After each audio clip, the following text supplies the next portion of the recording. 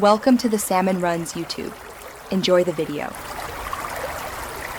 You'll start inside Chrome, open the three-dot menu, and choose Settings to reach Autofill options.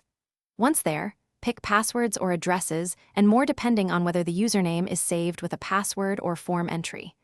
Make sure you're signed into Chrome so you can remove both local and synced entries. Don't stop at the menu.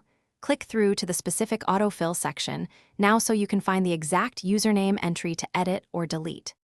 Once you see the list, search for the site or username to focus the results. This saves time. When the entry appears, click it and choose Edit to change the username or Remove to delete it entirely. For password-saved usernames, expand the site row so you can see and remove the username specifically. If the entry is part of addresses and more, open the form entry and hit Remove.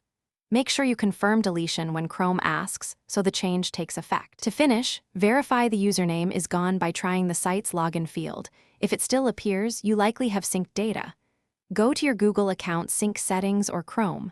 Google. Com to clear autofill data across devices and sign out then back into Chrome to force synchronization.